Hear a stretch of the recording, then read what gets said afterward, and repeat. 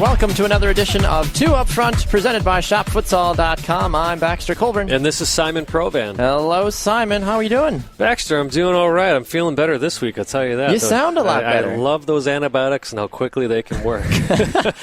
Modern medicine is a beautiful thing most days. It's How about great. yourself? I'm doing Baxter? good. I'm doing good. A little disheartened, honestly, about my revolution, but we'll talk about that later on in the show. But other than that, though, it was good. The in-laws came and visited for the weekend, so that was a good time. Got to see them for a little bit, and just kind of hung out. Yeah, and of course we had a great thing on the weekend. Yes. We got to do the live streaming broadcast for the Milwaukee Torrent. You were the play-by-play guy, and I was the color commentary. Yes, yeah, it was a lot of fun. The Torrent and the University of Wisconsin Green Bay drew 0-0 in a 2:35-minute half preseason friendly game. Good turnout, too, from the fans, even though it was a cold, nasty kind of spring, quote-unquote, spring day there. Spring day with sprinkles in it. It was man. raining. Thankfully, it was 48 degrees. I was cold in the booth, though, Simon. If you're in the booth and you're still cold, that says a little bit of what the weather's like outside. Yeah, so kudos to those 325 fans that ended up showing up for a preseason NPSL friendly between, again, the Torrent and University of Wisconsin Green Bay. Yeah, we're going to be on the call a couple more times this season as well for all 5 of the home games as well. I think I'll be gone for one of them, and you'll be gone for another one as well, but we'll be there in some way, shape, or form. So if you haven't checked out the Milwaukee Torrent yet,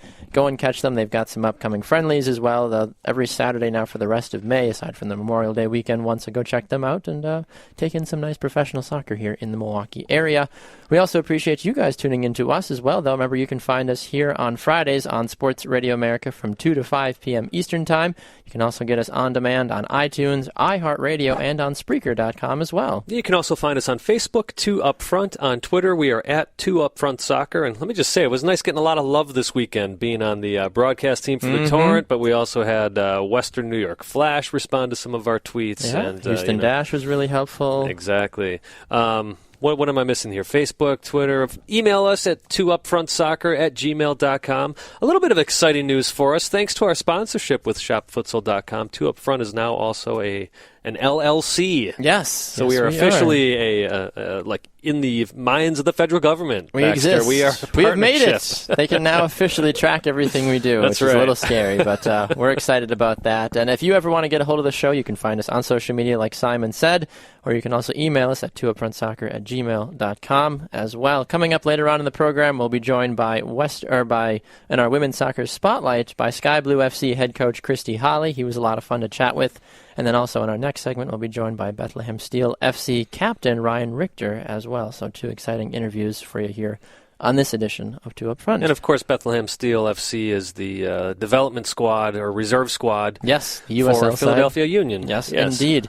Well, speaking of squads, Simon, the U.S. have released their provisional 40-man roster for the upcoming Copa America Centenario starting in June and July and all that stuff there. The big tournament, the 100th anniversary of it. Jurgen Klinsmann has named his 40 guys that he will consider. They've got a couple friendlies going on as well between now and when camp opens May 16th. And they have they've got a preseason friendly, I believe, with Puerto Rico is who they will be taking on, which is kind of random, but it is a bit random. It's one of those where I kind of feel like maybe U.S. Soccer is trying to help Puerto Rico out because I know their federation is in some major debt. Yeah, but might be more of a hey, you're kind of part of America, but not. But the thing you worry about is playing a team like that, any team really, but let's face it, Puerto Rico's like 150th, 151st ranked in the world. So I'm confused on how they're going to help when they have to take on Colombia. And then you risk those injuries as well that may happen in a game like that. Because a less experienced team might be more sloppy and might hurt a few guys, like you mentioned. And Puerto Rico just did get a USL team, so again, you wonder, is this U.S. Soccer's way of helping them out? Or is there something there that Klinsmann sees of value to play a team like Puerto Rico? And, we've seen the likes of Spain play these CONCACAF island teams. But even a team like Haiti or a team like obviously Costa Rica, Trinidad and Tobago. Sure. There's a little bit more value in those teams. So Puerto Rico is not a part of the Copa America. Officially, right. Yeah. Yes, right. They're not a part of Copa America. They're not a part of that, so I think that's probably why they wanted to. They didn't want to go to England or Europe or any of those things and play a team over there. They wanted to just probably deal with a closer to home team. Well, and you wonder too, is it more of a it's going to be hotter down there? Maybe it helps get the players in shape a little bit. Well, they all should be in shape by this point. Hopefully. But maybe expand their lungs even a little bit more in those hot temperatures. Well, one thing I've heard about it, too, is some folks are saying, well, this might be a good vetting process for some of the younger guys that aren't used to playing in these kind of hostile conditions. I don't know how hostile Puerto Rico will be, especially with it being a friendly, but you talk about, anytime you have to go through the hex, going down to Guatemala, going down to even Azteca sometimes, that's pretty crazy. I know Puerto Rico won't be like that officially, but the field won't be as nice. The stadium won't be as nice. The fans are probably going to be a little ruthless a little bit because, down with America a little bit, when it comes to soccer at times. But although Puerto Rico, depends on America quite a bit since they are almost the 51st state. Like I said. Anyway, so it's interesting, though. Looking at this roster, Simon, you've got 40 total people so far. Let's look at all the positions really fast. So goalkeepers, you've got David Bingham, Brad Guzan, Tim Howard, Ethan Horvath, and Nick Raimondo are the 5 that are being considered. We know that they're going to take 3, even though it really is kind of pointless, but we know they have to. They have to take 3, even though I think you and I both share it's like, just take 2 goalies. You don't need 3 goalies. Yeah, you wish you could. You don't really need to use those spots. At the same time, this is a good time that, Howard's on his way out here. He's not going to be with the national team much longer. No. Guzan, you kind of wonder. I'm assuming he'll start. He may start, but we've always kind of seen him as the heir apparent, but he doesn't seem to be as apparent anymore to be that starting keeper after Howard. Especially with Aston Villa right now and how poorly they're playing. Exactly, and granted he doesn't have that great of a defense, but even more on the positive side, you see how well Bingham is playing for the Earthquakes. Horvath, he's been a very strong keeper, not only in Norway, but when he has suited up for the U23s for the U.S. Men's side. And you look at Nick Raimondo, I think he's there more than anything for veteran leadership. I think with him and Tim Howard, too, you kind of got to look at both of them and say, all right, we're only going to use one of you for veteran leadership. Nothing against Nick, nothing against Tim, but you only really need one of those guys, right. I feel like, because you need to look at the end of the day, who do we want in goal? If Lionel Messi's racing down at our goal, obviously, really, we've seen guys like Manuel Neuer who can't even stop Lionel Messi, the best goalie in the world. But who do we want in goal trying to defend Lionel Messi, Luis Suarez, Jaime Rodriguez? Do you want a guy like Ethan Horvath, who has never really played in this big of a competition before? Right. Maybe he would rise to the occasion. You don't know. Or do we want a guy like Brad Guzan, who has got the higher level worth of experience starting between the posts right now? Yeah, and I think won't be surprised here in the next few weeks if we hear about Guzan being transferred to a Premiership side now that Aston Villa has officially been relegated down to the Championship. So you do want an experienced player in there. Whether Messi comes and plays for Argentina, we still don't really know. There's been talk about him not joining up with the team. Neymar is not playing for Brazil anymore, so now the big name that they're promoting is Thiago Silva. They're like, come see Neymar. Come see Thiago Silva, because Neymar is going to go play for the Olympics. And I was thinking about this the other day, too. It's why would you miss out on the 100th anniversary of an international tournament? But at the same time, it makes sense because the Olympics are in Brazil. Well, and true, and also, this is the 100th anniversary. Some players are still looking at it as really not the official Copa America because it is a special edition. It's with it's not following the regular schedule. It's not following the regular calendar, which is one of the reasons it was okay to have it in the U.S. Yeah. Where the Olympics, that's the official tournament. That's the real deal. That's a big deal, and why would you not want to have the symbol of Brazilian soccer right now not represent his country? Right. Will Brazil run away with the World Cup or the Olympics? Maybe. I don't know. I don't know how well other teams that are going there are going to play, but if I had to pick a team with the U23 guys, Brazil's probably going to be one of the better teams there, especially with Neymar running around. They are, and I think it's one of the only competitions they have yet to win. I don't believe Brazil has actually gotten a gold medal in the Olympics. Interesting. I'm going to look that up real quick. Look that up, yeah. Let's look over at the defenders now. A lot of defenders being called into camp here. Kellen Acosta, Ventura Alvarado, Matt Beasler, Steve Birnbaum, John Brooks, Jeff Cameron, Edgar Castillo, Timmy Chandler, Brad Evans, Omar Gonzalez, Eric Lijak, Matt Miazga, Michael Arusco, Tim Ream, and DeAndre Yedlin. So a very big crop of defenders being called in. Good amount of center backs being called in for this one. I know you're really excited about Ventura Alvarado, Simon. He is a 2-time CONCACAF Champions League champion, though, with Club America. He is. And he's played well recently for them. He has, and to me, he's kind of like somebody else would talk about, a Wondolowski type, in that for their club, fantastic. Yep. But when it gets to the national team, for some reason, it just doesn't click. I agree with you. Steve Birnbaum is one guy I feel like that needs to be on this roster. He's played a couple friendlies with the U.S. so far, and he's looked really good. And he's really one of the sole pieces of the DC United defense as well right now. That's looked good. Yeah, DC. If there's one bright spot on DC United, it definitely is some of their defenders. Yeah. Of course, you can't argue with John Brooks. It's nice to see him back there. A couple of names missing. Breck Shea's had a decent season in MLS, but again, him too, when he's been up with the national team, hasn't done that great. I think that was a smart move leaving him off. Chris Tierney is still injured, so we're not going to see him. Unfortunately. But I do want to see Jorge Villafana, not just because he's a former Timbers, but listen, he's starting in Mexico.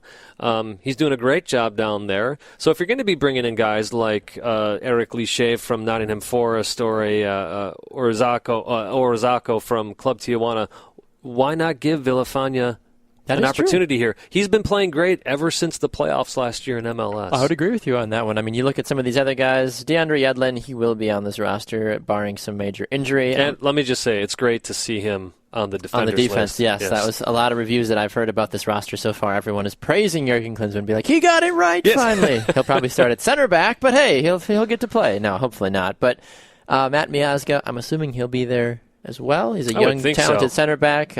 He's proven that he can get up and score if he needs to. Edgar Castillo, unfortunately, probably will play that left back spot against my better will and better liking, unfortunately, unless Timmy Chandler decides to play left back, but you need dual well, there you go, Baxter. You say, well, maybe Timmy Chandler will play. That doesn't instill any more confidence in me than Edgar Castillo. The curious case of left back for the U.S. men's national team right now. And it's been that way for years. It's been that way ever since Steve Cherundolo retired, basically. Yeah. So we're talking years. A couple years there. All right, the midfielders, Kyle Beckerman, Alejandro Bedoya, Michael Bradley, Mix Diskerud, Fabian Johnson, Jermaine Jones, Perry Kitchen, Alfredo Morales, Darlington Nagbe, Lee Wynn, and Danny Williams and Graham Zusi. Not a bad mixture of guys there. A couple guys that are used to playing the center defensive mid, a couple true center mids, and then a couple attacking mids as well, which is good. A good mixture, I feel like, across the board. I agree with that. It'll be nice to see Perry Kitchen back in this camp, at least. I don't know if he'll make the final 23, but it's nice to see him coming over from Scotland. Alfredo Morales, we haven't seen too much of him. I don't know much about him. But I can say for once, I don't have to argue much with this at all. I think most of these guys are well-deserved. It's going to be hard, I feel like, this spot more than any to figure out who belongs here, I feel like. Because there's a lot of really good guys. But then you beg the question, well, I know some of these guys can maybe play defense if I put them there. Do I take less defenders and keep more midfielders? Well, right, maybe. Yeah. You only get 23 guys. 20 of those are field players. I guess if you're going to talk about a couple of surprises, maybe not seeing, with a 40-player provisional roster, not seeing somebody like Sasha Kljestan. He's played well for the Red Bulls recently. But he's had another guy that has kind of outstayed his welcome with the U.S. men's national team. He's done okay, but I don't feel like he's done that great. But, you could say the same thing about a Graham Susie. True. He's never been a superstar in that midfield. No, he hasn't. Even for Sporting this year as well, he hasn't been the best. Another guy is Mix Diskerud, Why is he there? But again, you look at these, and I was reading another article where it did make a great case of you can be not necessarily upset, but you can be perhaps a little with Kljestan not being there. But you substitute him for Mix Diskerud, are you really getting that much more? It's the same thing. Right. Kljestan's a little taller, I think. That's about, if you're really going to look for too much of a difference. Their playing style's fairly similar. I think Kljestan's just a little bit bigger of a body. I will say, I think, the main difference you see is Diskerud is more of a skill guy, where Kljestan is more of a get in there and grind it out kind of player. Yeah. Jermaine Jones, is he going to make the roster? Yes, he will. Yeah, absolutely. Well, honestly, at the end of the day, he will.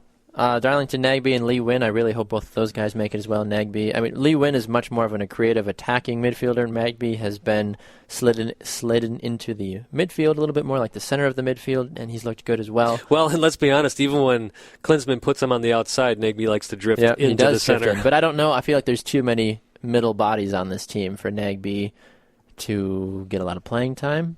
And if he does, and I could see that being a reason why he doesn't make the roster, because Klinsmann will look and say, "Oh, I've got Kyle Beckerman. He's a very good center mid. I got Michael Bradley." Yeah, I think what you'll see Jermaine Jones. Darlington Nagbe, he can play both ways really well. That's the great thing you get from him. I feel like he would be stuck on the outside if they do get him, because I think they're too center mid full right now. I see what you're saying. With the guys that they have here that we think will be making this roster, I can see Nagbe getting pushed to the wing if he does make the roster. Yeah, which is what you want, though. You want some speed, though, at the same time. You do. And he'll embrace it and go with it. He will. He's more effective in the middle. Agreed. All right. Speaking of guys that are effective, let's look at the forwards. Depends on the day if they're effective, honestly. Josie Altidore, Clint Dempsey, Ethan Finley, Jordan Morris, Kristen Pulisic, Chris Wondolowski, Bobby Wood, and Jassy Zardes. Only 2 of these guys are not in MLS right now. Interesting. Yeah, I'd almost like to see Josie not on the squad, to be honest. I'd be fine with no Josie. I'd be fine with no Chris. Clint hasn't really been doing it for me this year either, honestly. No, and he's been injured as well, so I was actually a little surprised to see him on this. But he's Clint Dempsey. He's the face of U.S. soccer. He is right now. So that's probably why. Jordan Morris, I'm sure, will find a way. Christian Pulisic will find a way. Bobby Wood will probably get snubbed, unfortunately, and Jossie Zardes hopefully. And I certainly hope Bobby Wood doesn't, because he's had a hot season there in Germany. I want Bobby Wood on this roster. And when he suits up for the U.S. national team, he always delivers. Yeah. Always. Even Ethan Finley's looked good as well. But you can't you'd cause a riot if the household names are not on the team. There's the stupid political side of this roster as well, to an extent. Well, I fault more Klinsmann. This is, when it comes to the forwards, it's definitely a place where he leans on the older names. And as much as he likes to say there aren't any safe positions on this team, if that were the case, you wouldn't be calling up Josie Altidore. You wouldn't be calling up Clint Dempsey at this point. You wouldn't be calling up Chris Wondolowski. I agree. I completely agree with you on this one. I mean, even looking through some of the comments here on MLSsoccer.com with this article that was posted, people are actually asking about Jose Villafana, too. They're like, where is Villafana? What does he have to do to get a call-up, with how weak this roster is at the left back? Why can't he get called up? So you're not the only person that's, hollering for him. Breck Shea, not so much. People are kind of iffy a little bit about that, but it's interesting to see what people are saying. Somebody proposed the forwards that'll be called in are going to be Dempsey, Pulisic, Wood, and Altidore. That's just somebody's prediction. Yeah, well, you can't not have Zardes. I feel like club and national Zardes has always looked good. Almost always, yeah. Most of the time, yeah. Better than none. But is he? I wouldn't. I guess if you have Wood, Pulisic or Pulisic, Jordan Morris. Actually, as I'm saying this out loud, I can't disagree with you, Baxter. Yeah. Almost like Zardes has to be there. I know there's some people who think he's overrated, and I understand that. In what regard is he overrated? Well, they say, you look who he's playing with the Galaxy. Look at the balls that he gets fed. But yet he suits up for the U.S. team, and there's maybe been a couple of games, especially early on, where he's been shaky. But I don't see that nervousness. He's grown into it a him. lot more, honestly, at this point. So I'm curious to know what you guys think about it. I'm sure you can find us on social media to let us know your thoughts. On Facebook, 2 Up Front. You can shoot us a Facebook message right on our Facebook wall, or on Twitter. 2 Up Front Soccer, the number 2, not TWO. We're going to go to a break. When we come back, Bethlehem Steel captain, the defender, will be here, Ryan Richter, to chat with us a little bit about what it's like to be in the USL. We'll be back with more on 2 Up Front right after this.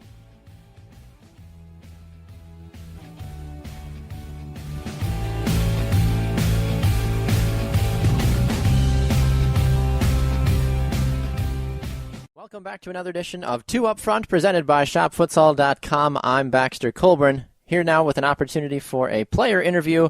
We head to the wonderful worlds of Bethlehem, Pennsylvania for this interview. We head to a club that is very historic for any of you that have followed the growth of soccer in America for a very long time. The name Bethlehem Steel FC means something to you. You know about it back in the early 1900s. You know that the club was around from about 1904 until 1930. Won a ton of different championships back when soccer in America was a hot-button topic, and then it went away for a while. But now it's back. It is part of the Philadelphia Union. It is their USL side that they use. As you've heard from so many other MLS teams nowadays, you hear about different teams that have a second team or a partner team. Well, Bethlehem Steel FC is the USL version of that for the Philadelphia Union of MLS, and we have an opportunity to speak with the captain himself right off of training, right off from the gym. It's number 44, the defender, Ryan Richter. Ryan, welcome to the program, sir. Hey, thanks for having me on. You are welcome. Well, Ryan, we're excited to have you on the program. You look at this team, you look at the history behind it. What does it mean to you to play for such a historic franchise? Right. I mean, obviously, it's a bit different than at most clubs when they're starting out, because this club does have some history. So it's a pretty cool thing. I actually didn't know too much about it until I signed here, and I started reading some of the things about the club, and it's pretty cool to play for a club that has such great history. Absolutely, yeah. You talk about it. You've only been at the club since December. You came from the Ottawa Fury. You were with them for 2 seasons. Well, talk a little bit about your time being kind of in the Toronto FC system. You did spend some time with some first-team action as well. So tell us a little bit what it was like to play with Toronto and Ottawa for a little bit. Right. I spent 3 years in Canada, and it was with two really good clubs, with Toronto and Ottawa. And it was a great experience for me, and I met some good people and played for some really good coaches. So my experience there was something that I learned a lot from. I learned a lot from the people I was working with, and a big part of my career. You spent like you mentioned, though, you said you were with the Fury there for 2 technical seasons. You played all 32 games for them last season. You won a championship as well against the New York Cosmos in the NASL. What were the little bit of differences that you saw between MLS and NASL at the time? I know folks are always saying, well, they're competing leagues, or sometimes NASL is that second division under MLS. Did you see a lot of differences, or was there a distinct difference, I guess, in what you saw in terms of style of play and even just overall what it felt like to be a part of the game?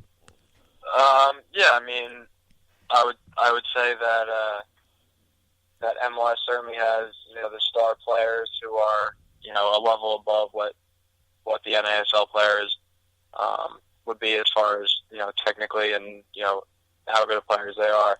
But overall, I think starting 11 for an NASL club, there's a lot of players who could certainly compete for starting spots, and definitely squad roles in MLS teams. So it was good. I played with a lot of experienced players. I think that's pretty common throughout the league, is that most teams are full of experienced players, not a lot of youth, and not a lot of guys really on the way up. It's more guys who have played and know what they're doing and really are trying to win a championship. So it's a pretty good league, and it's only growing. It's only the owners are only investing more money, and it's only getting better every year. So it's good for American soccer and soccer in North America to have a second division league that really is striving to be better every year. Absolutely, yeah. As you mentioned that, I mean, you talk about players with experience. Your name certainly has to come up, at least within the organization. You've been around the game for a couple years. You've won a championship. You're an established defender in the league. You spent time in MLS and NASL and now USL. How much of the partnership between Bethlehem Steel and Philadelphia plays out? I mean, even in training, do you guys get an opportunity to train with some of the Union first team guys, or how often do you get to interact with the club? Right. I mean, well, we see them every day. We train in Philadelphia, so it's it really is one club, and it's 2 teams, but really one club. We train here every day, and we're based out of Philadelphia. We're based out of the stadium, so we see these guys every day. We don't train together, but for the guys who come down to play with us for the game days, they'll train with us maybe the day before the game. So it's pretty fluid as far as guys coming down to play. Not as much guys going up for training and to play, but it certainly is good for the development of a lot of players that maybe aren't getting games at the MLS level, and also for kids coming up through the academy. So it's really good for the club overall as far as developing players and making sure that guys who maybe aren't getting first team minutes are still getting games and still progressing. What do you like the most about being in the USL? I feel like there's a lot of different teams with a lot of different stories. You've got an upcoming match against Louisville City FC, a team that is pushing to become an MLS team, which I know is a little bit of a different situation than what you guys at Bethlehem are doing, obviously. But what is it like to play some of these teams, or even the bigger teams in USL right now? Right. I mean, I played for Charleston in 2012, and we won a championship. So, I know a little bit about what the other teams in USL, the ones who aren't affiliated with MLS teams, what they're about. And they're all about winning. So it's a good test.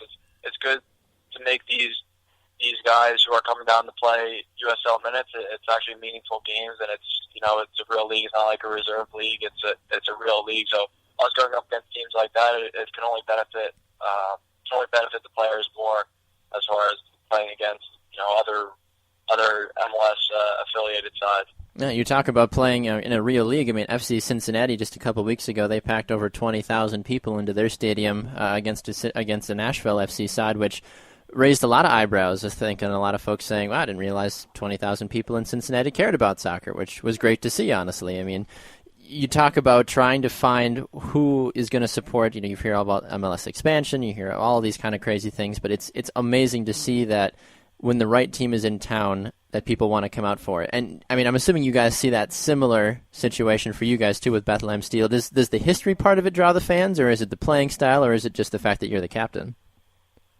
Yeah, I mean, I think it's, you say for Cincinnati, it just shows how much soccer's growing in this country that a new team in really the third division is drawing 20,000 fans. That's pretty impressive.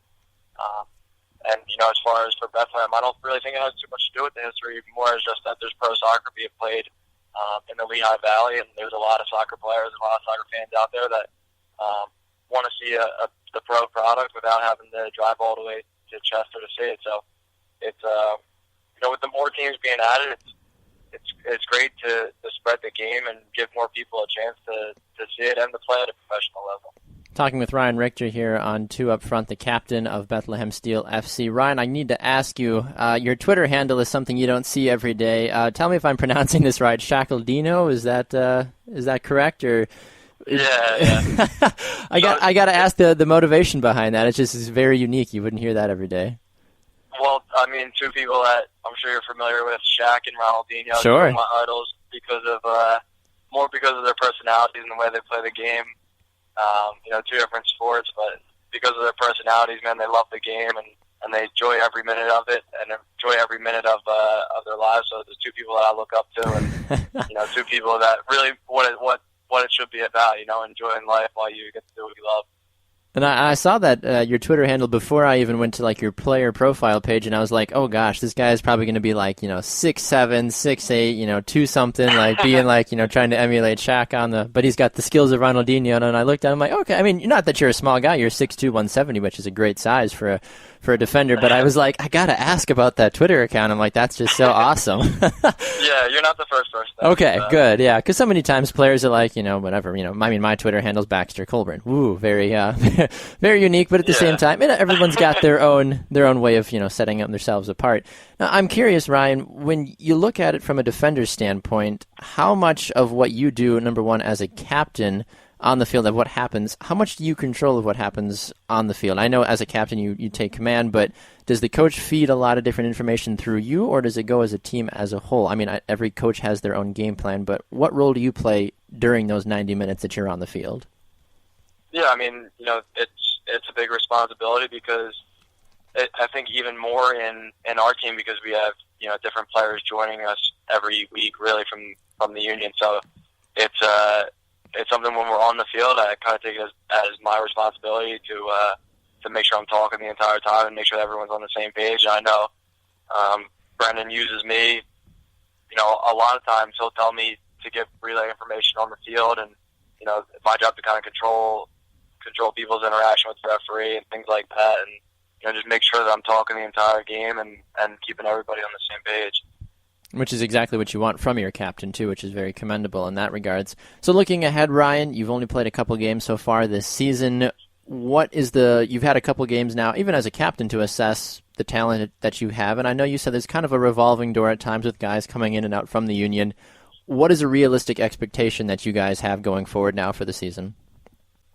Well, I mean, definitely our first goal is make the playoffs, with 8 out of 14 teams in the Eastern Conference making the playoffs. I think that every team should set the goal of making the playoffs. So for us, that's no different. Our goal is to make the playoffs, and obviously we'll go from there, kind of thing. Once you get there, you can, anything can happen. So we've showed that we can compete against some of the best teams in the league. So there's no reason that we can't set the goal higher than that as well. Would you say that playing? I mean, you're from Southampton, Pennsylvania, to begin with. So, when you found out that you were going back to Pennsylvania after spending 3 years in Canada, was there a little bit of a smirk that came over your face, saying like, "Yes, I get to kind of go back home," or you're like, "All right, why not? I guess I'll go back to the home state." No, that's the main reason that I came home. My wife's pregnant with our first child. So, oh, congratulations! So was mine. Yeah. Oh, congratulations. Thank you. So to be able to be near home and give both of our parents the chance to be grandparents and see their grandchild, whenever they want to, that's something that we couldn't take away from. So that I had this opportunity, it's something in my career that I had to take, even though I had, it was a tough decision because I had some clubs that I really wanted to play for and that were really interested in me, but overall, I couldn't take this opportunity away from my family. Has Jim Curtin already filed a homegrown claim on your child yet, or not yet? I don't know yet. We'll have to see. We'll have to see over the next couple of years, though. Okay. Do you know what it is yet by chance, or are you still waiting to hear? Yeah, it's a boy. Oh, well, there you go. See, there's an opportunity. He's a soccer player. Yeah, right. You gotta follow in Dad's footsteps. You gotta set a good example for him. Well, fantastic. Yeah. Well, Ryan, I appreciate you taking a little bit of time out of your schedule today to chat with us here on Two Up Front. We wish you the best of luck going forward, and hopefully we can chat again in the coming weeks as well. All right, great. Yeah, thank you so much for having me on. You're very welcome. Ryan Richter, the captain of Bethlehem Steel FC. He wears number 44, the defender. Go and check out a Bethlehem Steel game if you are in the Bethlehem area in Pennsylvania, and you can hear more about that by going to PhiladelphiaUnion.com and checking out the Steel FC tab as well. We're going to run to a break. When we come back, we've got much more in store for you here on Two Up Front, presented by ShopFutsal.com.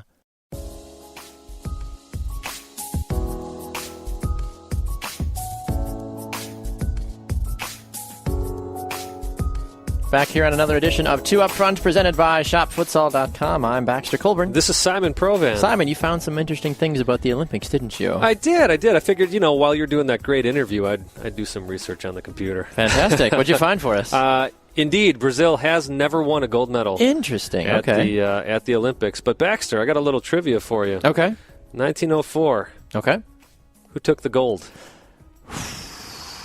1904? It was in St. Louis. St. Louis. Yeah. God, I have no idea. There were 3 teams entered. Oh, geez. Only 3? Back in 1904. Who was good at soccer back in 1904? Argentina. I don't know. Canada.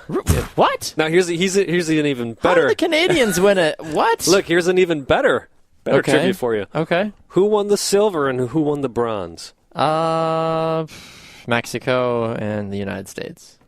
You got one of them right. You got the United States. The United States won the bronze. Oh, wow. Okay. Silver was not Mexico. The silver was the United States. Did the women's team play? How does that work? So in 1904, actually what they did, there were only 3 entries. Okay. And there were 3 different college teams. One from Canada, and then 2 from the U.S. Teams. Interesting. Yeah. Okay. So I don't know if that's where the tradition started of just using college players. Sure. But yeah, there were 3 different teams. So it actually wasn't the country, or at that time, the Commonwealth of Canada that won. It was one of their or amateur teams, whatever it was. I had it here, and now I lost it. Anyway, so the U.S. had 2 college teams in there. Weird. And then Canada had one of their either amateur teams or college teams, and they just did a round robin in 1904.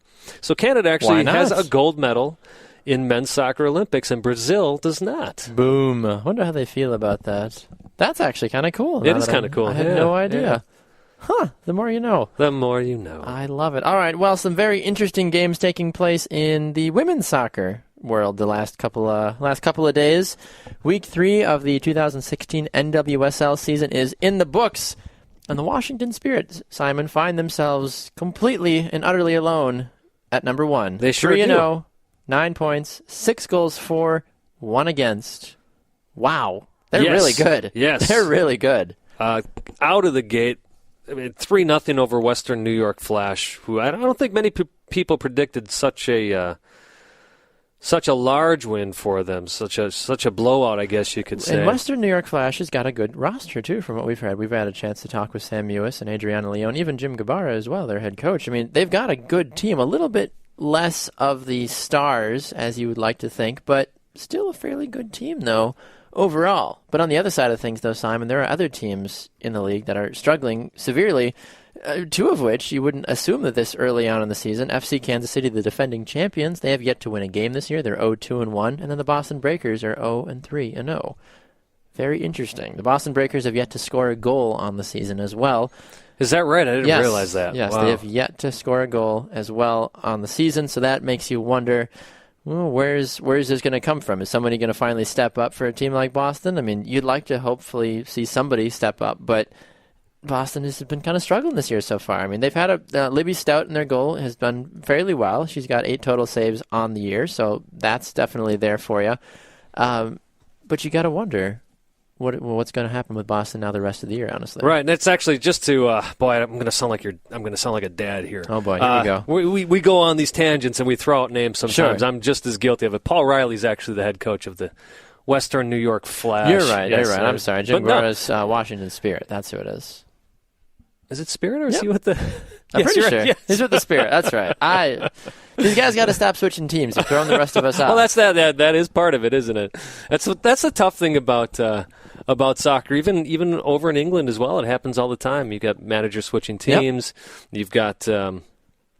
Jim Gabarra at one point was with Sky Blue, you know. So they're all over the place. And now Christy Holly's over at Sky Blue as well. It's kind of crazy, but it's interesting though. Even though Boston is last in the league, they still have had a fairly good turnout. They've had over their 2 home games that they have had 7,400 people come out to their home games, and they've had 3,500 people come out to their away games. Within however you want to gauge that. Attendance is doing quite well in the NWSL. Yeah. They were just over 5,000 for an average last year. Right now they're averaging just over 6,300. Yep. And, of course, a lot of that comes with the Orlando Pride having that record-breaking day of 23,000. Yes. Of course, they got another exciting home game coming up this Sunday against Seattle Reign. That is going to be a lot of fun to watch. It's interesting to see how some of these teams, too, the Houston Dash, they play inside BBVA Compass Stadium.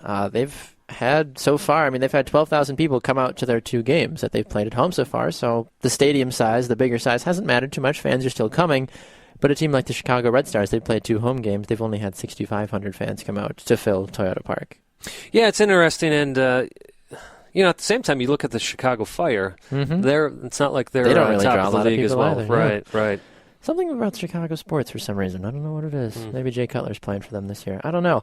Going back to Boston just for a quick moment, Simon, you look at this roster for some of these players on the team. They've got some really good key players that are playing. Whitney Engine, as we all know, from the U.S. Women's National Team. Christy Mewis, a very talented striker as well.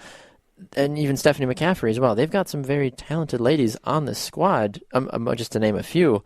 And even Libby Stout, who's played goalkeeper for them 2 out of their 3 matches. Still nothing is really clicking for them so far this season. I don't understand why not. Yeah, it's interesting. When you're allowing 2 goals a game, though, that hurts. For people who don't know, in soccer, that's actually quite a lot of goals to be averaging against your own team. Exactly. So we'll see. Speaking of goals against, Ashlyn Harris is tied along with Libby Stout and Lydia Williams and Sabrina D'Angelo for the goals allowed this season. They've all allowed 4 through the first 3 games of the year. Looking about who's been doing the goal scoring, though, is Diana Matheson. She leads all NWSL players for the Washington Spirit with 3 goals. Kristen Press has 2. The gal from Portland that nobody knows how to pronounce, we're going to call her Dagny because that's her first name, Brynjardottir. Let's just call her Dagny. She's got 2 goals. I think she'd appreciate that. Kim Little's got 2, and Lindsay Horan has 2 as well for Portland. And it's no surprising when we're looking at Portland that Dagny is up in the top of the charts when you have somebody like Tobin Heath, who has 4 assists on the season, and we saw one of those this last weekend. A great, perfectly played ball into the penalty area, of which Dagny got on her head and put her right in the goal. That's what you want, honestly. One person to highlight a little bit, too, someone that we've had on the show in the past, Rachel Daly. She has 2 assists, the rookie so far this season. 2 assists, 11 total shots as well, 5 total on frame. I watched the Houston Dash take on Sky Blue this last weekend, and even though it's finished in a scoreless draw, it was one of those scoreless draws that you were on the edge of your seat the entire game. You're like, who's going to find the score? Because they were all really going at each other for a while, more so Houston. And I think they really took it to Sky Blue, but credit to Christy Holly's squad for holding on tight and fending off the Houston Dash in that game. Yeah, absolutely. And I just want to say Rachel Daly is such a fun player to watch. She is. She's a lot of fun to watch. Having the opportunity to see what she's capable of doing week in and week out, she's one of those players that commands the ball, especially now with Carly Lloyd out for a couple more weeks for the Houston Dash. A lot of it's going to flow through her. Morgan Bryan's been still out with injury as well, so we'll see how that shifts around once she finally comes back. But so much of what happens in the offensive attack for the Dash flows through Rachel Daly.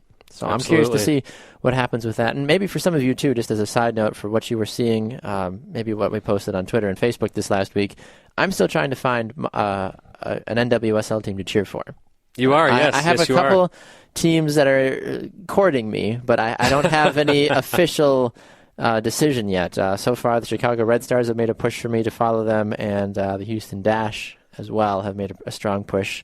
So I don't know yet. I haven't made an official decision. I will make an official decision hopefully in the next week or 2 here, but I don't know. I still don't know who I want to cheer for yet. Well, I'll tell you what. You know what would help the Chicago Red Stars case is maybe getting a player or 2 or head coach on the show.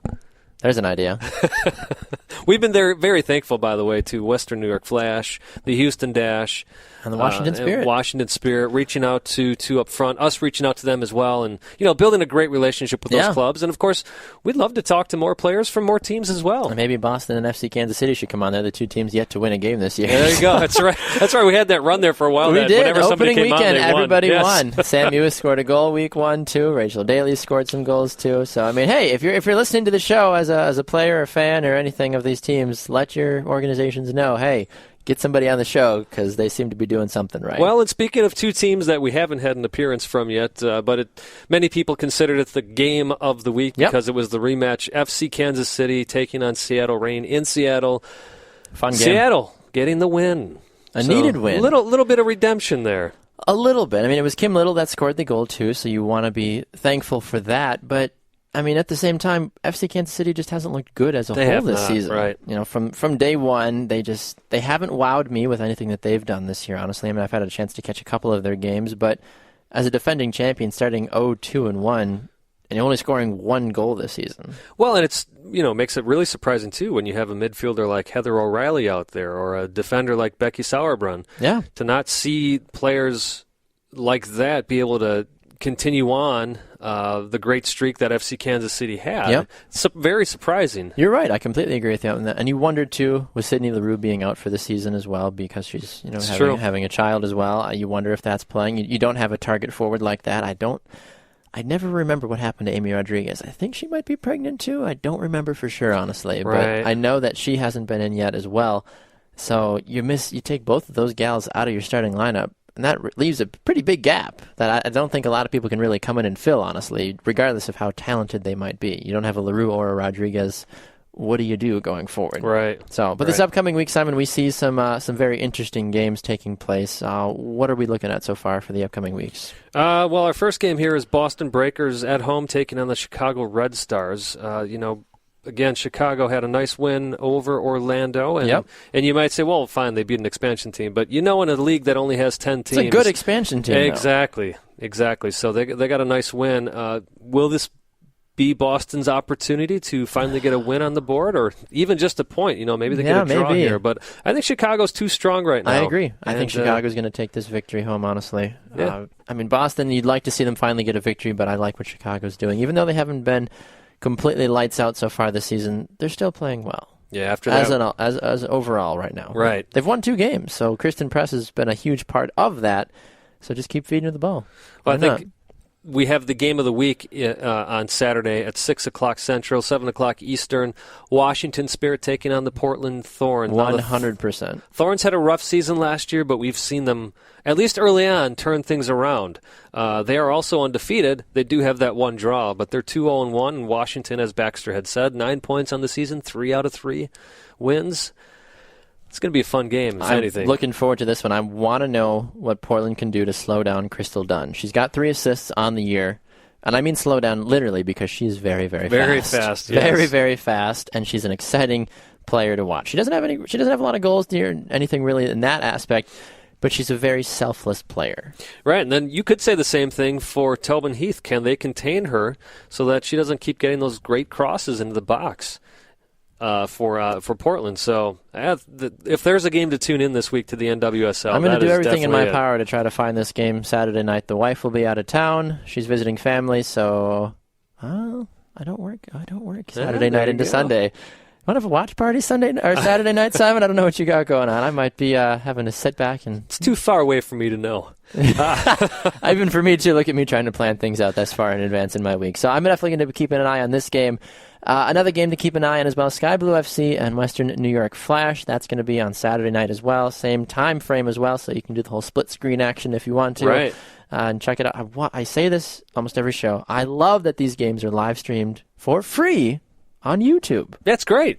Gives anybody every in the fan, world can watch these games. Yeah. And I think that is amazing. When I was watching the Dash game this last week, the commentators made a point of saying that. They're like, you can watch these games for free anywhere in the United States, and the color commentators like, anywhere in the world. Anywhere in the world, You exactly. can find any of these games on, if you have YouTube in any country you live in, go and watch these games. Absolutely. They're fun, exciting games to watch. And this actually should be a good game. Granted, it's now we're looking at the bottom half of the table. Sky Blue FC is number 6. Western New York Flash is number 8. They're only separated by a point, though, and they're both going to be desperate to try to get another win on the season. They each have one win on the season. They're going to want that other one to get them in the top half of the table. So this could be a very fun game to watch. Fans attending this game would really want to keep an eye on it. Really, though, you look across the board, all the games this weekend are a lot of fun to watch. FC Kansas City plays the Houston Dash on Saturday at 8:30 Eastern, 7:30 Central. FC Kansas City hosts. I'm going to probably try to keep an eye on that game as well. And then the final game on Sunday, the big game, as you mentioned, Simon, Orlando and Seattle Reign. Orlando hosting 5 Eastern, 4 Central on YouTube as well. Keep an eye out for that game as well. I mean, no matter where you look, I feel like there's some pretty good games no matter what game you want to tune into this weekend. Yeah, I can't disagree at all with that, Baxter. All right. Well, do you want to make a couple predictions fast about how these teams are going to go? Yeah, we haven't done that yet with the NWSL. So Chicago is we both took Chicago, I believe, against Boston. I think we did, yes. Yep. Portland and Washington, what do you think about that one? I'm going to go with Washington. They're going to continue their streak. I'm going to agree with you on that one. I think Crystal Dunn is going to be a little too much to catch on that one. Looking at the other games, you have Sky Blue and Western New York Flash. Baxter, I'm going to pick my first NWSL draw. Wow. I'm going to give the benefit of the doubt to the Flash on this one, honestly. I think I think they're going to get a victory in this one. FC Kansas City and the Houston Dash. Yeah, I think well, you know what? I might as well pick an away team as well. I think Houston's going to actually take this one. I agree. I definitely agree with you on that one. You'd like to see FC Kansas City get that first victory of the year at home. I just don't know if that's going to happen. And the big one, Orlando, Seattle Reign. What do you think? Yeah, Seattle got that nice big win this past weekend, and I think they're going to do it in Orlando as well. I'm going to have to agree with you on that one as well. So let us know your thoughts. You can find us on Twitter, 2UpFront Soccer, at Baxter Colburn, at Simon Provan. When we return, our Women's Soccer Spotlight, Sky Blue FC head coach Christy Holly will be here to chat with us to see what is happening for his Baby Blues up in the Eastern Coast. We'll be back with more on 2UpFront right after this.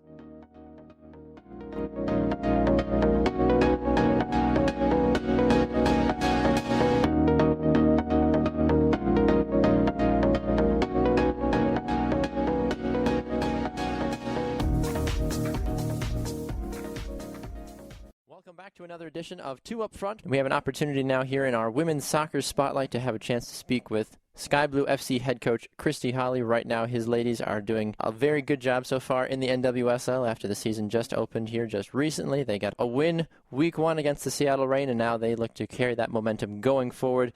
He's got a talented group of ladies, and we're excited to have a chance to speak with them. Coach Holly, welcome to the program. Thank you very much. It's great to be on the show. You are welcome, sir. So right off the bat, last week you get a big victory against the Seattle Reign opening day. You turned a lot of heads. How did you feel overall after that victory was in the book?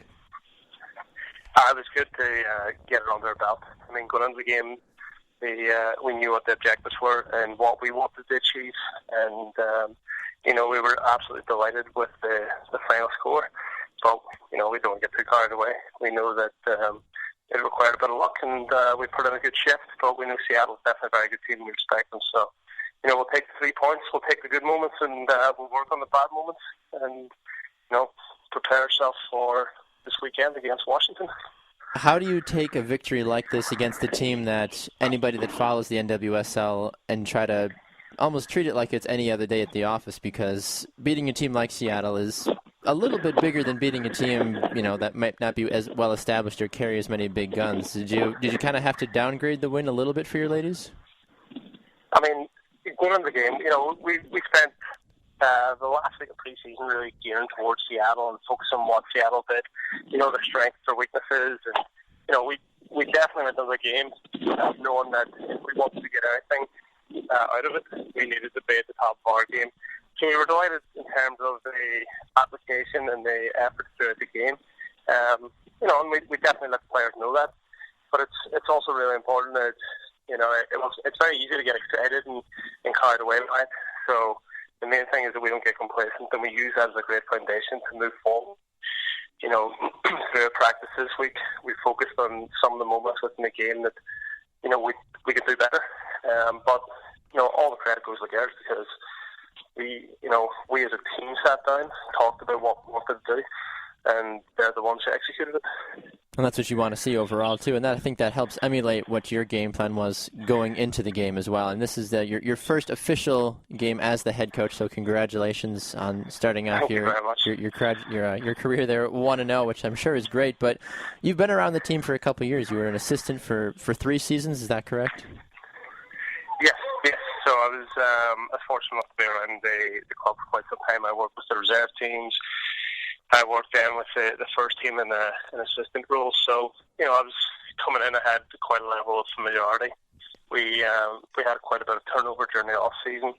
Some players, came to a point in their career where they were looking for a little bit of change, and they had to do what was best for them. So we used that opportunity to start fresh and wipe the slate clean, and really try to put out a team that's going to represent the club and the state very well. Absolutely, and so far you guys have done a fantastic job of that. Was there any nerves at all when you got that call saying, hey, Christy, you're going to be the head coach now? I think it's natural to be a little bit excited, but I don't know if it's my personality or what it is, but I think as soon as I found out about it, my focus was more, rather than talk about it, was really just to get the head down and see what we needed to do to be successful, because I knew that it's a bit of a project. There's a lot that we have to do, and, it's very easy to get excited, but you have to keep your eye on the goal, at the end of the day, and if we want to be successful every day, we have to push ourselves. Absolutely, yeah. Well, talking about keeping your eye on the goal, you have a lot of ladies on your team that know how to put the ball in the back of the net, one of which who's taken a couple of years off from the game and is now back, Tasha Kai. What's it like to have a gal like her on your team?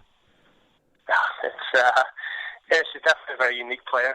She's a fantastic person, yep. Fantastic player, and she's definitely a personality that the media enjoy, the fans enjoy, the players enjoy. She's just she's a great person to have around, because she's as she's got a little bit older, she's definitely shown that level of maturity, but it is very important to me, and I speak to her quite a bit, is to let her be who she is.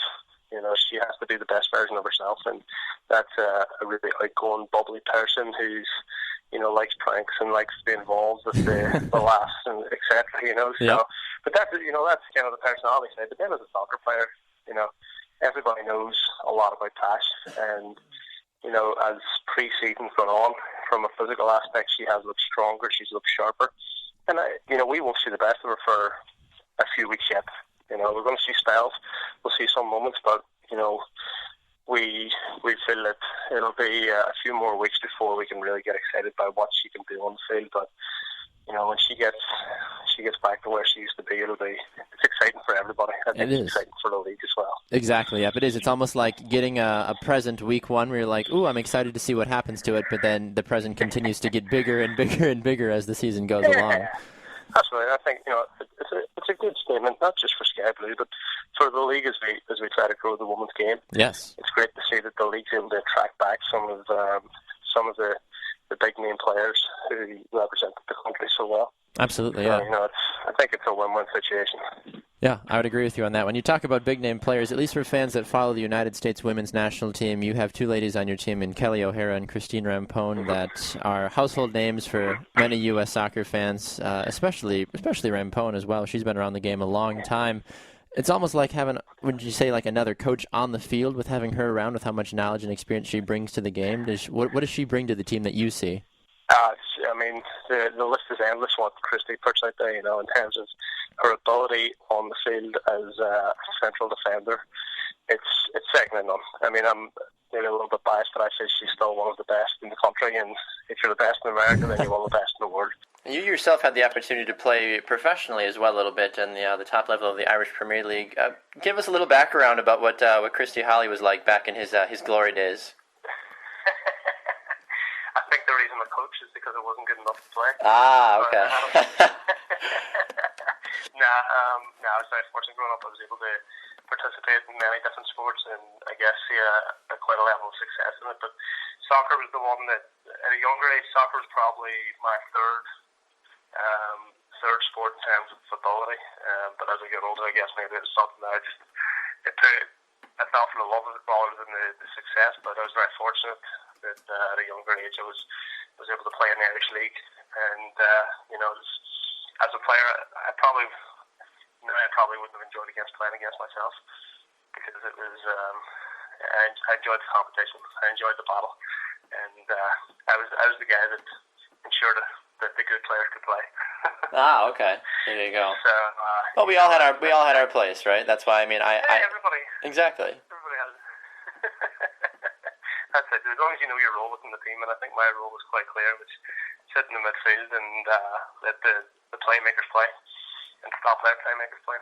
There you go. Well, that's exactly what you want. So looking forward just to the rest of the season here, Coach. I know you're only a game under your belt right now, but the next couple of games are going to be quite an interesting slate for you. You play Washington, which is your home opener, then you travel to Houston, and then you take on New York and Boston as well. So you're kind of hanging around there on the East Coast a little bit, so travel-wise isn't going to be too terrible aside for that little trip down to Houston. How do you prepare the next couple of games, knowing that you've got a lot of these games kind of in your backyard? Yeah, I mean, we've got targets of what we want to achieve points-wise by certain parts of the season. And you look at the first 3 games of the season are actually against, with every team I play. One thing I noticed about this league is there's no such thing as an easy game. There's just no such thing, and you're guaranteed that, I guess maybe the weekend showed you that maybe we weren't fancy going into the game, and we showed that anybody on a given day can really step up and impact the game. So, as you prepare for the games, you just one game at a time, and the main thing is that we go in, we don't get complacent, and we don't get too carried away with any results. Well, it's a good result or a bad result. Keep focused on the process, and it's as I said after the game, it's just the first step. Absolutely. So we went against Seattle, and the win against Seattle was useless without backing it up against Washington. So. One thing I'm curious to get your opinion about, something that my co-host and I and a couple other folks that I know that are around the NWSL on a fairly frequent basis, we heard this week that Houston is going to be hosting the NWSL Championship, which is fantastic, but at the same time, people are still a little upset because it's in an MLS stadium. And I originally didn't have a problem with that. I said, well, it's in a beautiful established MLS stadium. Do the women's teams need their own specific stadiums, or is it fine sharing with MLS teams, do you think?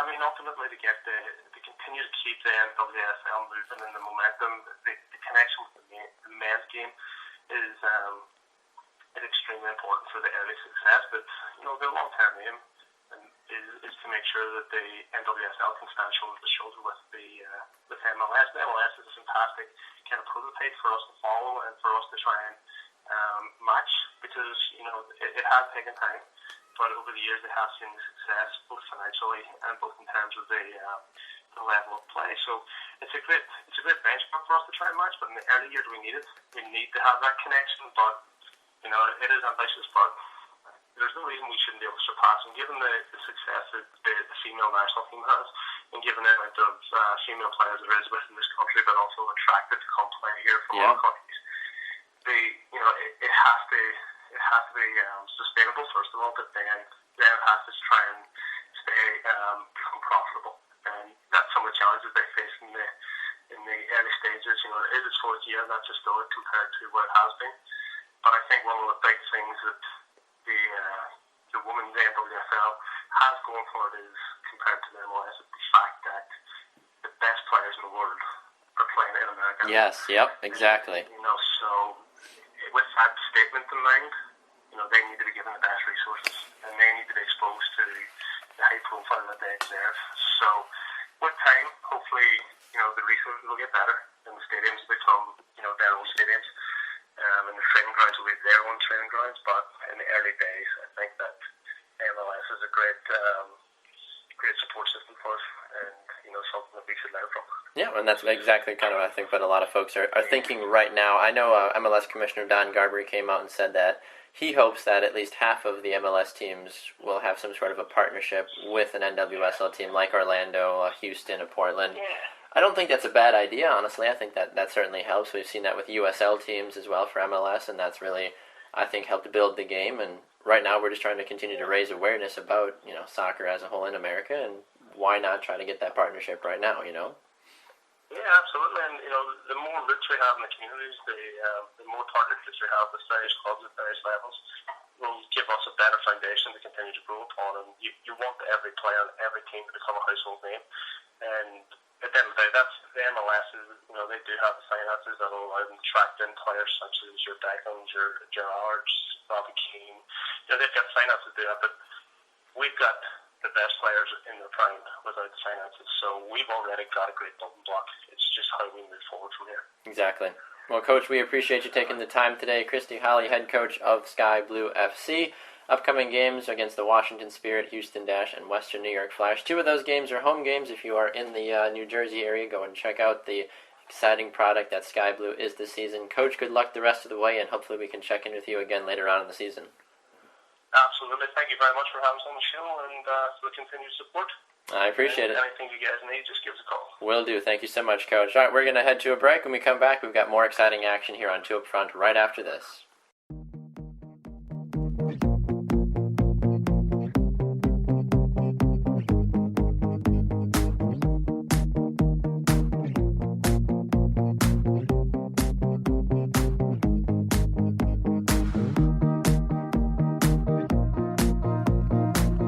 Welcome back to another edition of 2 Up Front, presented by ShopFutsal.com. I am Baxter Colburn. I'm Simon Provan. Another interesting Olympic fact, Simon. What'd you find this time? So it wasn't until 1908 that actual national teams had been played for the Summer Olympics in soccer. 1900 was club teams. 1904 was club teams, but of course interesting for the U.S. Even though we did have some clubs, they chose to send college teams instead. 1900 Olympics, Belgium also sent a college team instead of a club team. And it's interesting, too, because you talk about even later than that. I believe it was the 1980 Winter Olympics where the U.S. sent that team, the famous U.S. Miracle on Ice team. That was a bunch of college guys. College players, and that was still like the norm. Right. It's like, why would we send professionals? That doesn't make sense. Like, there was guys that were playing for, Minnesota and Boston University and all these other random. That was like the big thing about it. It was like some of these guys were big college rivals too. And it's like, you want me to play on the same team? Well, this guy? The big impetus too, Baxter. I'm not sure if you're aware of this because this was before your time and probably before a lot of people's times who listen to us. But after the U.S. lost the silver medal match, maybe it was the gold medal match in basketball to the USSR, that's when the U.S. said, okay, you know what? We've got every other country in the world is sending professionals to play in the Olympics. It's about time. It's time we do that as well. Then, of course, you had the Dream Team with the... They've never looked back. Yes, the Dream Team, though, with Michael Jordan, Magic Johnson. I mean, that first Olympic team that had NBA players on it. I don't know if you will ever see a better team, honestly, at this. At the same time, that helped grow worldwide basketball because other countries said, okay, well, we got to figure out a way to develop better basketball players. We're kind of in that same place now with soccer in the U.S. of how do we develop better players? What's a better system? Exactly. All right. Well, Simon, first of all, special thanks to Sky Blue FC head coach Christy Holly, the fiery Irishman. Fun to chat with him. Go and re-listen to that interview if you haven't. If not, we'll post it as well on our Facebook, and you can listen to that on demand. It's time to look back at some MLS stuff now that's taken place, Simon. What? MLS happened? I know. It's kind of an untraditional show for us. We led with national soccer for the men's, then we went with NWSL. And now we're going to finally, I guess, talk a little bit about MLS, if we need to. We'll spend 2 seconds one of those on things we kind of like, right? I guess. No, absolutely. We love MLS. We love the amount of games that were played. Oh, my Lord. It was fun. I think it was 13 total games. A couple of teams, both Simon and I's clubs, played 2 games this week as well. One of them against each other. Which was a lot of fun. But the Wednesday night games, NYCFC, Montreal, New England, Portland, Vancouver, and Sporting, all of those games ended in a 1-1 draw. All of them. Every single one. I'll be honest, New England, Portland probably should not have. That was kind of a lucky little tap-in that the Revs there got at the end. Yeah, at the same time, though, Baxter, if I'm going to be fair, it could have ended 0-0. There wasn't a Nobody looked good. Me and you, I were texting back and forth. Like, man, this is a bad game. We were watching the game. We're like, we love our teams, but wow, they look bad. Our favorite moment, I don't even know who it was who took the shot, but I texted you. I said, I think that was a shot that went out of bounds for a throw-in. Kobayashi, yeah. He got like a ball played out to him, and he was about 20 or so yards out, and he just like tried to hit it on the volley, and it went, instead of going straight, it went parallel. It went right. Pretty much. Just like, I don't know, physics were probably like, I don't know. It just happened. It just way out. Yeah, that's what's one of the worst things you can hear is, hey, nice shot, throwing for the other team. Yeah, you're like, oh my gosh, like, how does that happen? How does that? No deflection, nothing. It just. Now, I will say, I think the New York City Montreal draw surprised us a bit. They did, because NYCFC was winning for 90 minutes. They were winning, which was a surprise in and of itself. I haven't looked back we at who we picked. were kind of watching this game simultaneously, I think, at the same time, because we were watching the Revs Portland game too.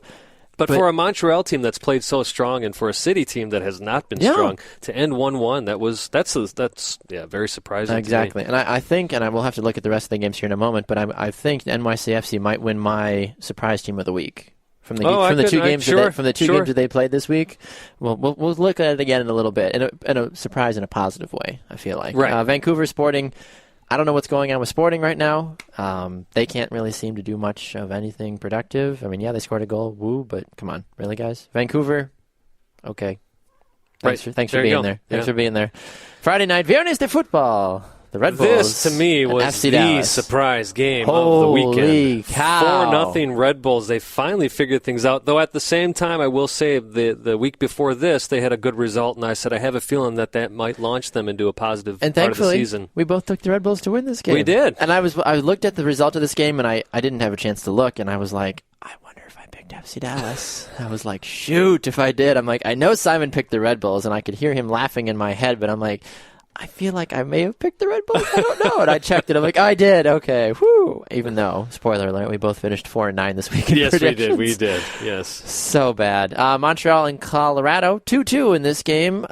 Didier Drogba, 2 free kick goals. Boom, bam. Didn't matter where he was on the field. He made it happen. No, I actually think for Colorado, though, a 2-2 result on the road, heading from the Rocky Mountains all the way over to Montreal, that's a decent result for them. Yeah. Zach McMath still playing decent in goal. Of course, let 2 goals in. Interesting fact for you, Baxter. This is the first time all season that Colorado has let in more than 1 goal during a game. Interesting. I did not know that. Yeah. That's good to know. Speaking of teams letting in a lot of goals, where was David Ousted in the NYCFC Vancouver game? Boy, I don't know. 3 goals in this one. David Villa looking like David Villa, which can be scary for the rest of MLS. If you captained David Villa this week, you got 42 points for MLS Fantasy. Wow. No, So I did not captain him. that? David Ousted, some days he's hot, some days he's not. I don't know what the deal is, honestly. Yeah, he started the season very strong, but then as we saw, I think earlier strong. on in the week, he looked super really good. There's a good English Baxter. He looked very talented, and then he fell apart. Yeah, Against arguably a better team, against a worse team. You'd say Sporting Kansas City, on paper, is a better team than NYCFC. Oh, yeah, absolutely. Should be anyways. Josh Saunders, of course, he had a little bit of a blunder there as well, which Octavio Rivero, which we haven't said that name much this season as well, but he finally took advantage of that. After starting off very strong last season. Yeah. I don't know what happened to him. Philly and San Jose, they both go 1-1 in this game. Chris Pontius, again, continues to score goals, so good for him. And then San Jose got a late equalizer from Simon Dawkins. And this one, I mean, okay. Right now, Philly's holding on to the second spot in the Eastern Conference, so that's good for them, which is a little weird. Will they be able to maintain it? I don't know. Yeah, I honestly don't know. Interesting fact, Brian Carroll, though, had played his 350th MLS match. Yep, game. It's very interesting. And good for Simon Dawkins, too. This was his first career MLS goal. Is it really? How about that? What a time. And he did it against his Jamaican national teammate, Andre Blake. Right. As well. Well, speaking of goals, not his first in MLS, but his third week in a row, Jordan Morris for Seattle, topping Columbus. A little bit of a surprise win here as well, though Columbus has not looked good either. Exactly. But, Jordan Morris getting his 3rd goal on the season for his 3rd week in a row, so he is living up to his name as far as the last 3 weeks are concerned. And they've not been like crazy, awesome, fantastic goals either. They've been traditional striker goals. Yes. Right place, right time, got a random body part onto it, and it went in. That's it. He's just doing the right thing right now. He's scoring goals, and Seattle's winning, and at the end of the day, that's really all that Seattle cares about right now. It's the fact that they've started to win games again. Chicago and DC United. Okay. Another one of those games. 41st minute, Jonathan Campbell scored a goal. Patrick Nyarko, the former Chicago Fire player, scored in the 64th. Did he celebrate? Do you know? I don't know. Did he celebrate against his old club? I'm just asking. It was his 200th appearance, though. Yeah. He amassed nearly 200 appearances for the Chicago Fire. I don't know. He opted not to celebrate against his former team. Oh, that's good. I did find that out. I always appreciate when you always appreciate when you see a player of a former club score a goal and just go, yeah, I scored, but I'm going to be respectful. Yeah. And it all depends on how you left the team, too, obviously. Right.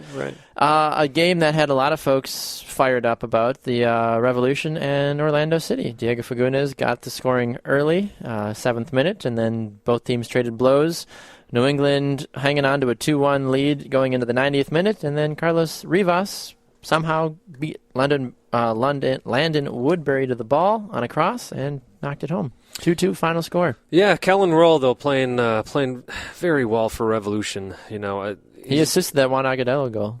Oh, I didn't even realize that. But he's been playing well for the Revolution now for a couple seasons, and you'd like to see the Revolution start to capitalize on the play like somebody like Kellen Rowe. That would be nice. Honestly, one thing about this, too, we obviously know Chris Tierney in this game, but this is the second game that Donnie Smith has filled in at left back, and folks have been fairly happy with how well he's played so far. And then Javon Watson as well has looked really good at right back, but he did go down with an injury in the 75th minute, leading Woodbury to come on, which led to the ultimate game-tying goal. Sure. Pick and choose your medicine on that one. RSL beating Houston 2-1 in this one. A fun game to keep an eye on as well.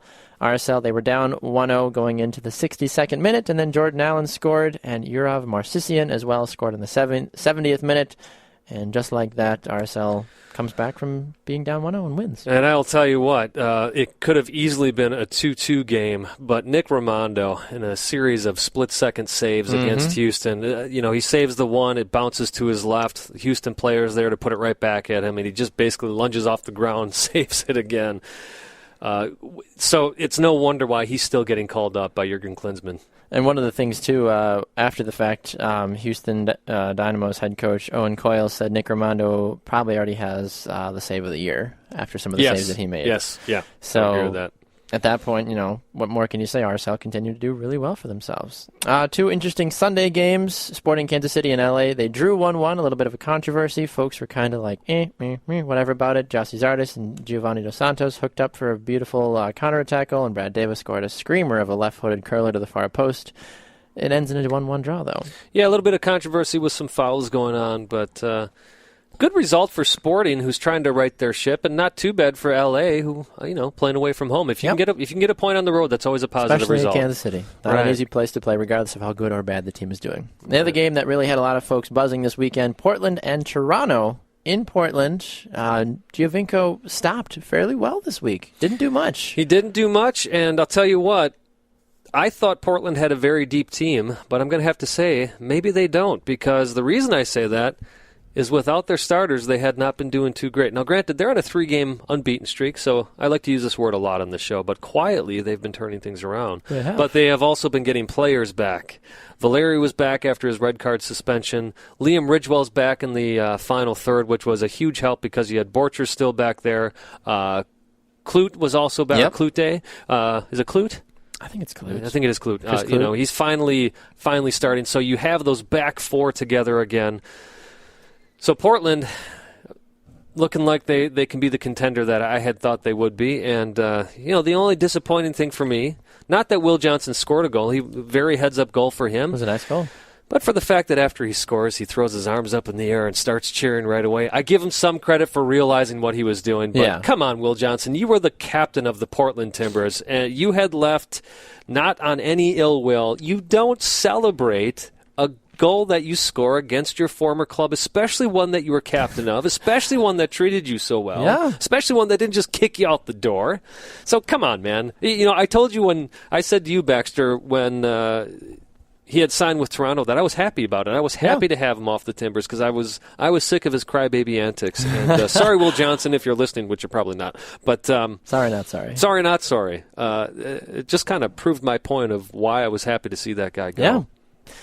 I mean, it was a good heads-up goal. That's all I can really say about it. You got to take a quick minute, though, to mention the goalkeeper that stood on his head, on his feet, on his butt, on his everything. Jake Gleason. He kept this 2-1 victory all the way to the end. It was a great chance that Will Johnson did have at the end to head that ball. Michael Bradley had a screamer, too, that he saved. And this is one of those things where you're going to take, and it was good, too, because you saw the Portland fans applauding everything he did. Yes. Which was cool. I think that was really cool. You know, to be backing up a great goalkeeper like Kawarse, he comes back from injury. What's going to happen? Does Gleason stay in goal? So that's a tough decision for Porter to have to make. I'm excited to see what happens with that one. All right, so some exciting action that took place this past week. Let's look ahead to this week with our predictions. As we mentioned, Simon and I both went 4-9 last week.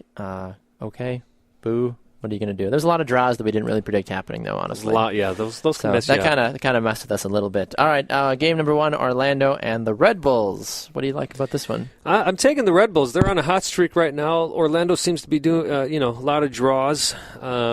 Their defense a little bit shaky at the moment, which is interesting because it's not like they have a rash of injuries or anything like that. New York's just playing too good right now. I agree. I have the Red Bulls winning this game as well. We'll see what happens. Vancouver and Portland Cascadia going at it. What do you think about this one?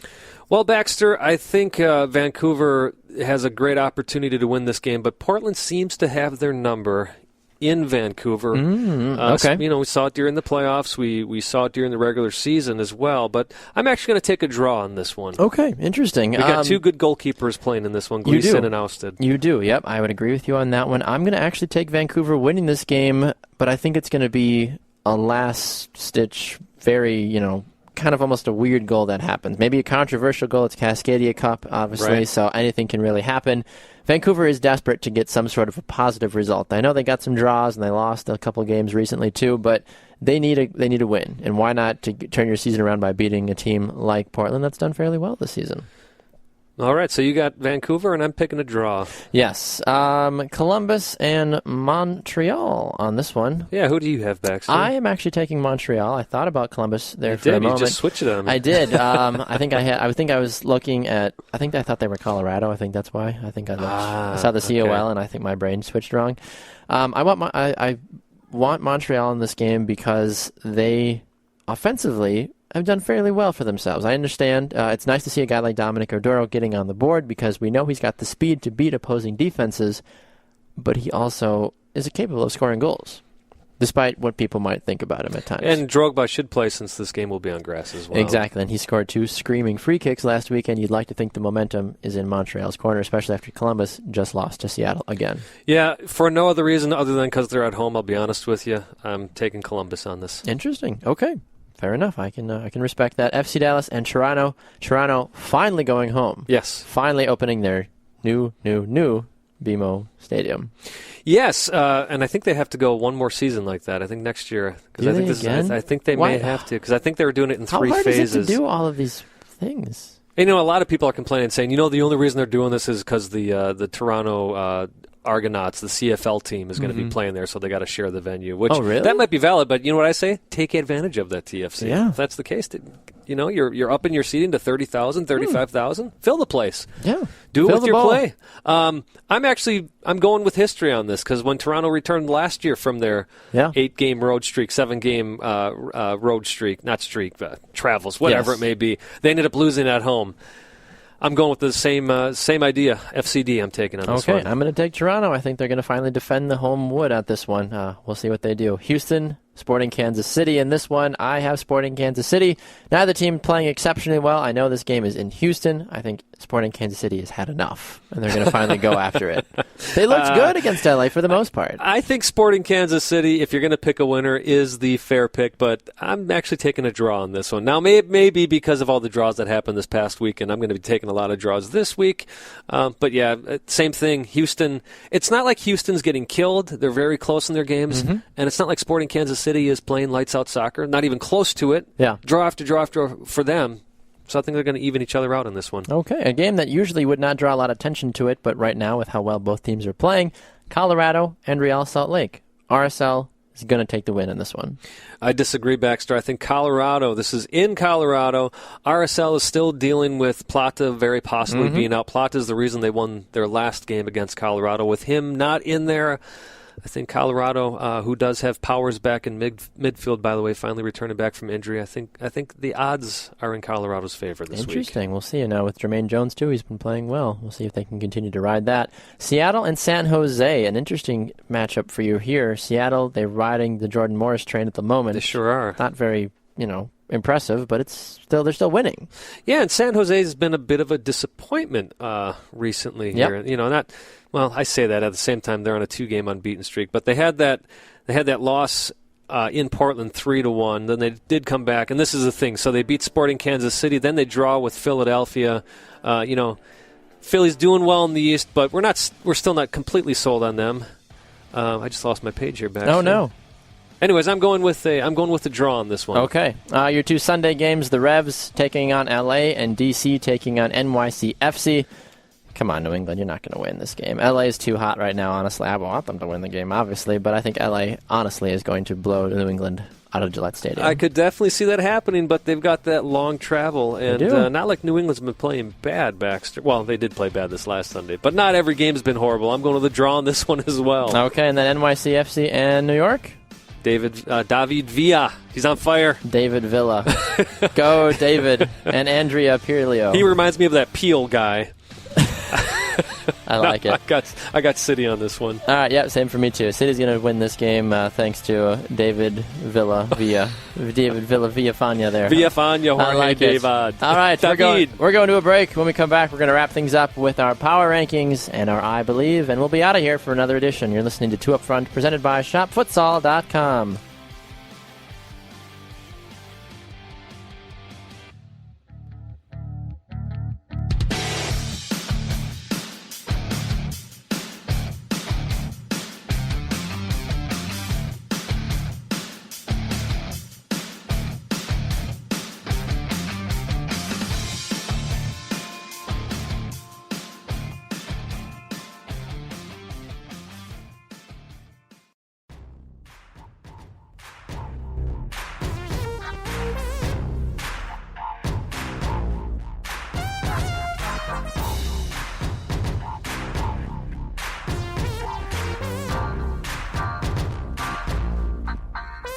Welcome back inside the studio. 2 Up Front, wrapping things up here. I'm Baxter Colburn. And this is Simon Provan. Simon, time for some power rankings, wouldn't you say? It is that time, Baxter. The most wonderful time of the show?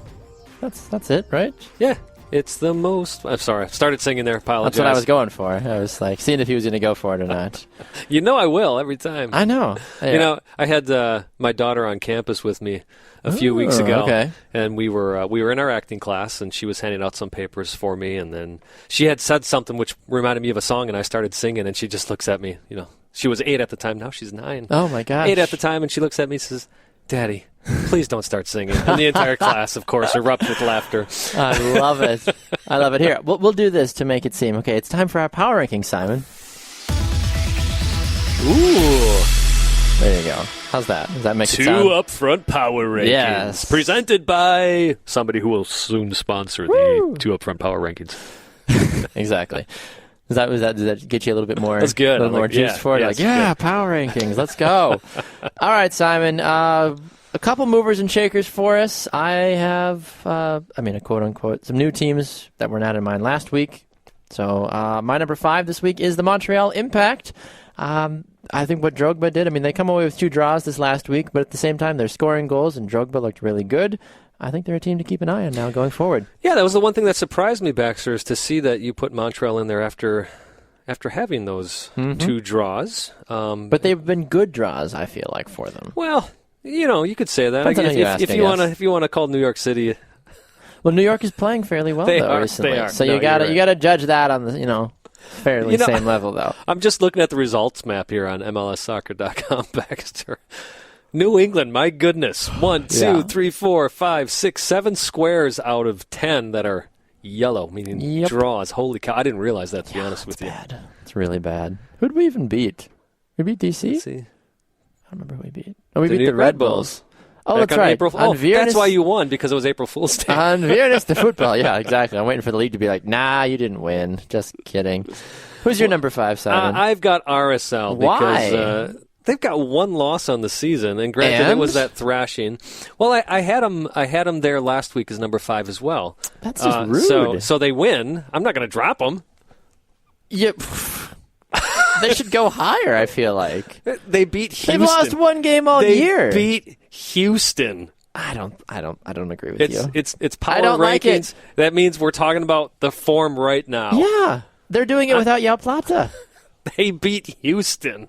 Who used to be good? 3-game losing streak, Baxter. They haven't won since their second game of the season. Well, that's they their beat fault. Houston. Whose fault is that? Okay, tell Houston to win more games then. I just think you should put RSL higher, personally. Number 4 for me is Portland. Who is it for you? Hey, it's Portland. Oh, how nice. Sometimes you're intelligent. Oh, okay. There it is. There it is. Yeah, no, I mean, Portland doing a good job so far. I mean, Fernando Adi scored 15 goals in 20 games. That's something. And they're 3-game unbeaten streak, like I said earlier in the show. How many games have they lost this year? They've lost 3. Oh, look at that. RSL has won 2 more games than them, and they are lower than them in the power rankings. Power rankings, current form. The Revs have only lost 1 game. Why aren't they in your power rankings?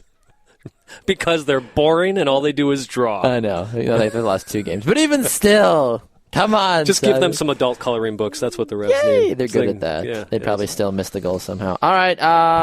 Number 3, I've got Colorado. And I've got Philadelphia. Colorado's looking good. They are looking good. They were my number 3 last week also. I've got them a little higher than you do. You do. Why is Philly in your power rankings? Why is Philly? Well, if you look at Philadelphia,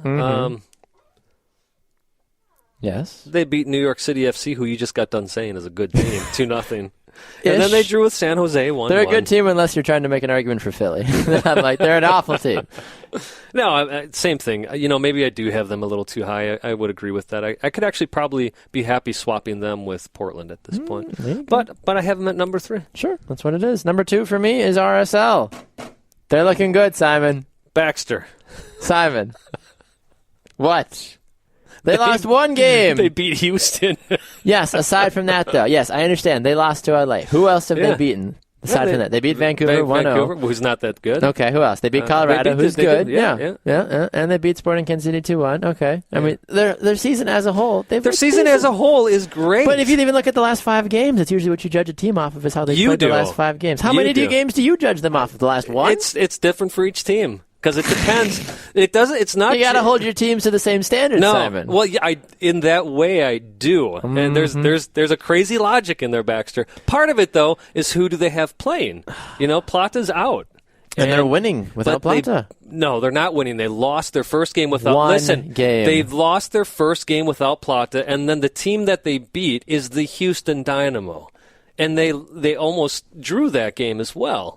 So I'm looking at more of a whole picture than just wins and losses. Okay, I understand. Which is why I keep Colorado actually at number 2 because they're playing great right now. Sure. Jermaine Jones has been awesome. Yeah. Yes, they drew against Montreal, but that was away at Montreal, and they look good in the game. So I'm not gonna knock them down from last week. Okay. Who's your number 1 team, Simon? My number 1 team is still the LA Galaxy. Same for me as well.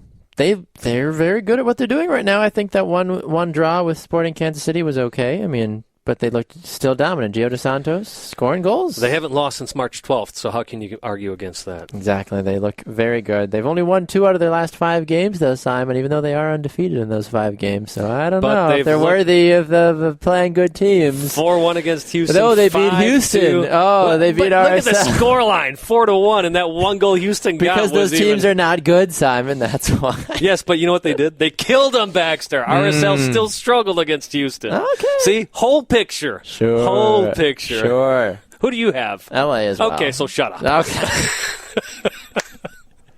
2 weeks in a row we've had LA. Yes, interesting. Yeah. Looking back, though, we've kind of agreed on almost all of our power rankings for number 1, at least, for the most part. You had Orlando at number 1 a couple weeks ago. I did. That's when they were really hot. That was before the Kyle Larin injury, and then he went down and then haven't looked too good. Nope, not at all. All right, last part of the show.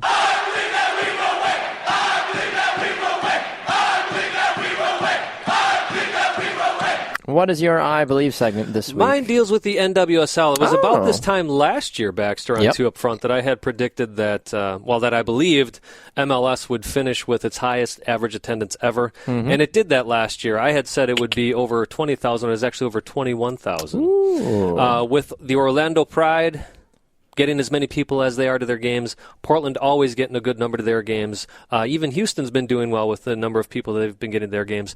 I believe that we will see a record number of attendance by the end of the NWSL season. Oh, interesting. Okay.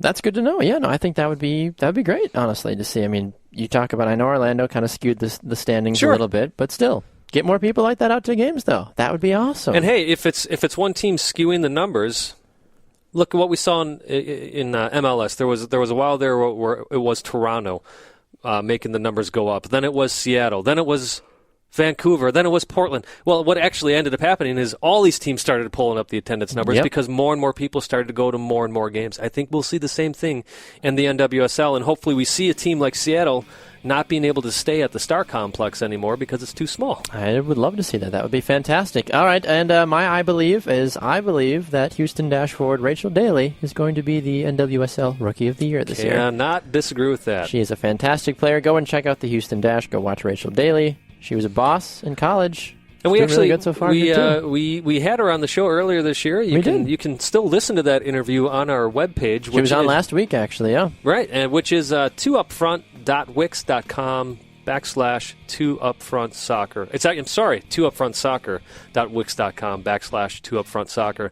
That webpage, by the way, will be changing very soon. Yes. Again, with the sponsorship money that we got, we're investing it all back into the show, Woo! folks.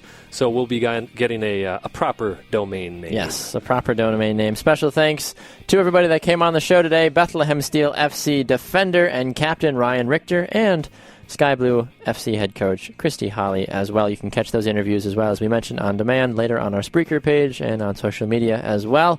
Remember, Fridays 2 to 5 Eastern on Sports Radio America, sportsradioamerica.com, and on the TuneIn app, 2 to 5 Eastern. Catch the latest show there.